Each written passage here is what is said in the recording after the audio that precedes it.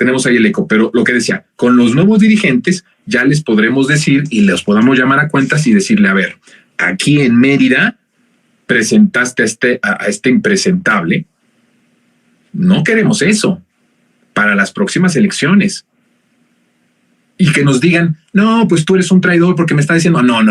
A ver, el presidente dice que el pueblo pone y el pueblo quita. Nada, vamos a reclamarles que no nos haya enseñado ya Andrés Manuel López Obrador, que no nos haya ya dejado como enseñanza el presidente López Obrador. Pero de inicio yo le pediría a usted que también como el presidente decida entre inconvenientes y vote por el impresentable, en vez de darle el voto al PAN o el PRI, o en vez de que no vote. Porque en ese lapso de o que le da al PAN o al PRI, o que no vota, se hace más amplia la posibilidad del fraude. Quieren arrebatarnos los municipios, los votos de los municipios más importantes, de estos 100 que le acabo de decir, para lograr mermar la posibilidad de lograr el plan C. Es una propuesta, diría yo, indecorosa, ¿verdad? Pero ¿qué creen? Que esa es nuestra realidad. Este es el momento que nos ha tocado vivir. ¿Estaremos a la altura o no estaremos a la altura? Vamos a decidir entre inconvenientes, tendremos que decidir por el de Morena, aunque sea impresentable. Así es la vida. A veces no nos gusta, a veces no es justa, a veces nos lastima, a veces no es lo que anhelamos, lo que soñamos y lo que pensamos como política, pero así es nuestra realidad. Todo por un bien mayor, que logremos el plan C. Mi querida Karen, platícame rápidamente nada más si se va o no se va este año ya Citlali y Mario Delgado. Sí, hola John, hola a toda la audiencia de Sin Censura. Este año creo es el último año que tenemos a la dirigencia nacional actual y el siguiente año ya también se va a tener un proceso interno del partido para la renovación de los diferentes consejeros nacionales en cada una de las entidades del país. Así que pasada la elección se viene un proceso interesante a lo interno de Morena, en donde los órganos de dirección van a tener una renovación y posterior a ello, a nivel, dígase estados, dígase regiones, se va a también modificar quiénes son los que dirigen el Consejo Nacional del Partido de Morena. Bien, bueno, pues ahí está toda nuestra audiencia que vamos yo creo que tocará presionar, dialogar con nosotros, con los nuevos dirigentes, esta cuestión de que, bueno, pues no estemos nosotros aceptando a personas impresentables que no representan al movimiento y ver una forma mucho más, digamos, mucho más abierta en la hora de elegir a los candidatos, no necesariamente solo por la encuesta, sino con otros instrumentos que nos ayuden a elegir al que mejor represente a la Cuarta Transformación. No vale que gane por Morena, no basta solo con que llegue Morena. Lo que importa es que ese que llegue por Morena gobierne con los estatutos de la Cuarta Transformación. Yo ya lo he dicho en este y en muchos espacios. Si no está al nivel, que es muy difícil, pero si no se le acerca ni tantito al nivel de López Obrador, que lo que está haciendo a nivel nacional, no puede gobernar por Morena. O sea, el gobierno de Morena tiene que ser un gobierno honesto, tiene que ser un gobierno de resultados, tiene que tener una diferencia radical en la forma de gobernar con los contrarios. Y eso, por desgracia, no se está viendo en muchos municipios del país. Así que esa es otra de las grandes tareas. Pero eso lo podemos discutir y lo podemos pensar, debatir después. Ahorita lo importante es ganar el plan C. Reflexiónelo, piensen en esta propuesta indecorosa que le acabo de hacer. Y mi querida Karen, arráncate con el tema, porque pues nos vienes a hablar de algo que a mí en lo particular me parece que es de suma importancia y que nos deja ver en el momento en el que vemos cómo el gobierno de la Cuarta Transformación hace muchas obras. Ayer hablaba de cómo triplica la inversión en el estado de bienestar.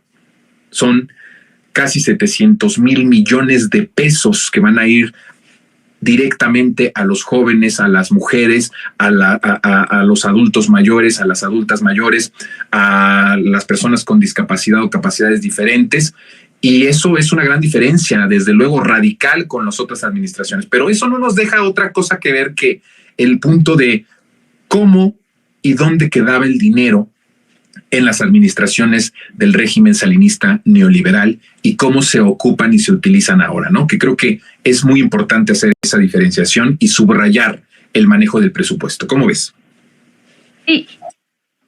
Sí, y creo que el tema de la corrupción dentro de la administración pública va muy ligado con lo que estabas platicando con la audiencia de Sin Censura, porque no es lo mismo llegar representando un partido, un gran movimiento, que gobernar apegado a los principios de ese partido, de ese movimiento.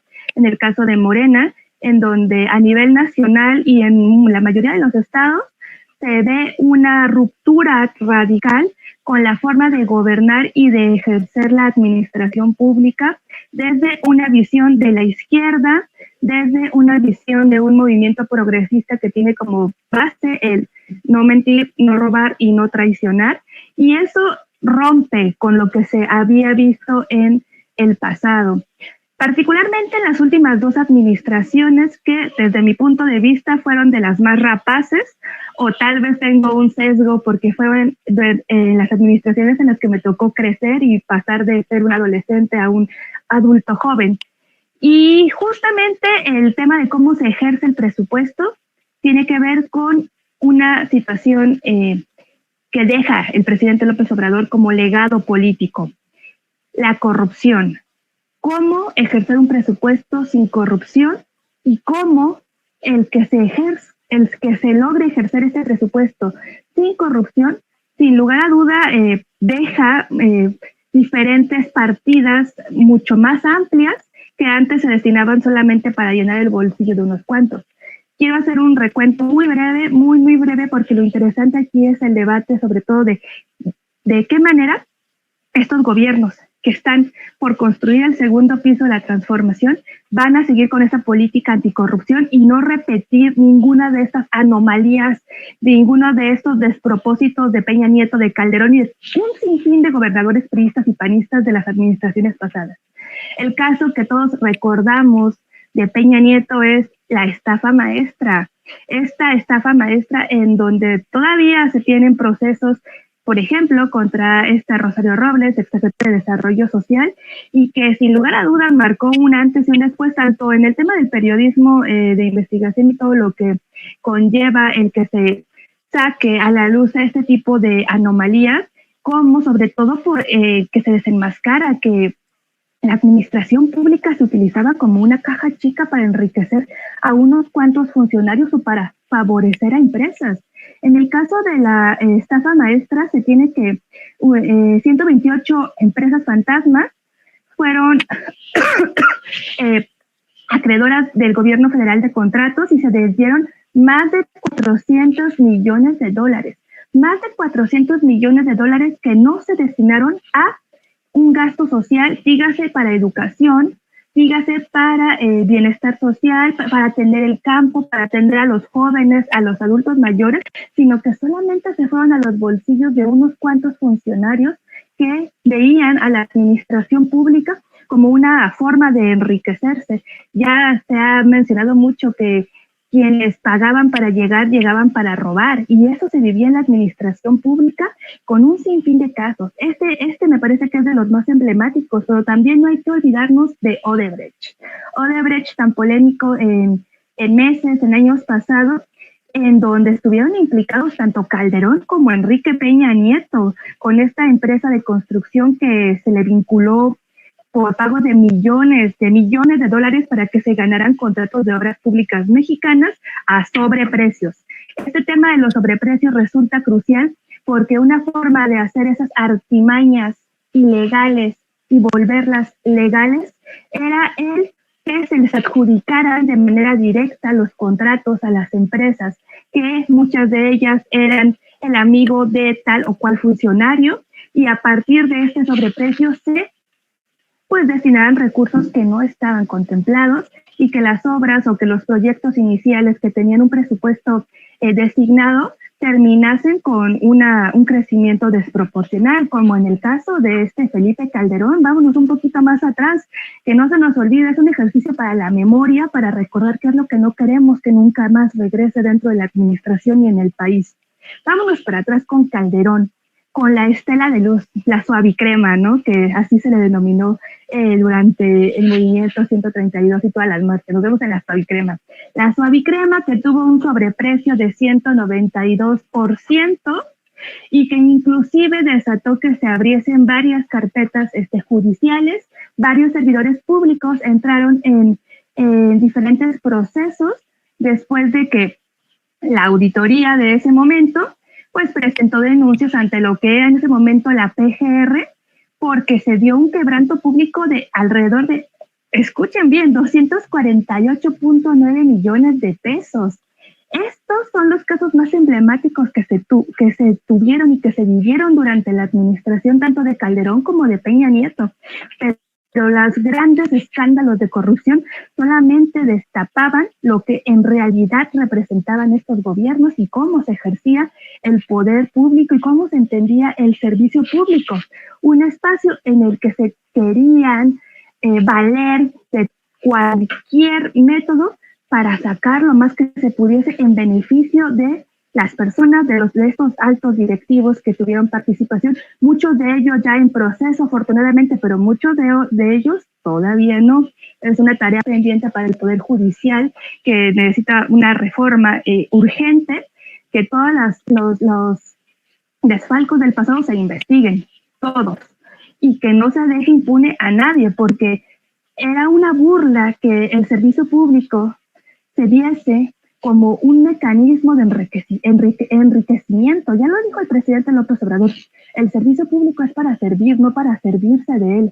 Y estos escándalos de corrupción demuestran cuál era la lógica, cómo se veían los espacios para ejercer el servicio público como espacios para enriquecerse a toda costa y sin ningún impedimento. Ellos no tenían límites, no se tenía ni una ética mínima de lo que es el servicio profesional al servicio del Estado.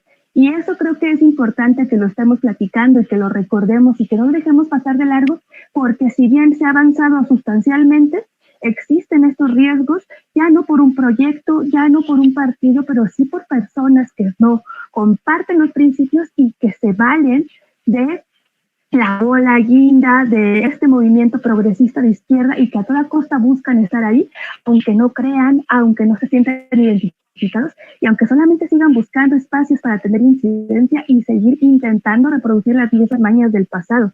Esto es importante que lo tengamos presente para que esas personas no puedan pasar, que el servicio público sea para quienes realmente tienen vocación de servir a la gente, de servir a su patria y no de servirse a sus bolsillos. Las cifras que nos das realmente contrastan con todas las cifras de inversión social del gobierno de la Cuarta Transformación. Cada uno de estos datos, muchos contados en millones de dólares, contrastan con los casi 700,000 millones de pesos que este año se va a invertir en cada una de las áreas más vulnerables de nuestra sociedad y de nuestro país. Entonces creo que ese es el mayor contraste de un buen gobierno, de un gobierno exitoso, de un gobierno del pueblo, de lo que yo llamo la bendita transformación, porque a partir de que llegó esta transformación, ese dinero que se llenaban sus bolsas, sus cuentas en paraísos fiscales en el mundo, y del que todavía no tenemos toda la información de dónde están las grandes fortunas de muchos de estos políticos y de muchos de estos empresarios, pues está yéndose al bolsillo de la gente, está yendo al México profundo, a las clases medias, a los trabajadores, a las mujeres, a los jóvenes. Y eso es lo que marca la diferencia de nuestro proyecto al proyecto que, como tú lo decías, era un proyecto de ambición personal y de su círculo empresarial cercano. Mi querida Karen, te agradezco el que hayas estado con nosotros en este martes y nos vemos la próxima semana. Muchas gracias, John. Muchas gracias a toda la audiencia de Sin Censura por este espacio y pues nos vemos la siguiente semana porque ya vamos a entrar a los temas electorales, si John me lo permite, para pues entrarle a este sazón que ya está cada vez más caliente. Por supuesto que sí, mi querida Karen. Ya sabes que aquí hay libertad completa de los temas y vamos a hablar de las cuestiones electorales, de lo que tú quieras plantearnos, que siempre es interesante. Te mando un fuerte abrazo y nos vemos pronto. Ahí estuvo Karen. Nos vemos.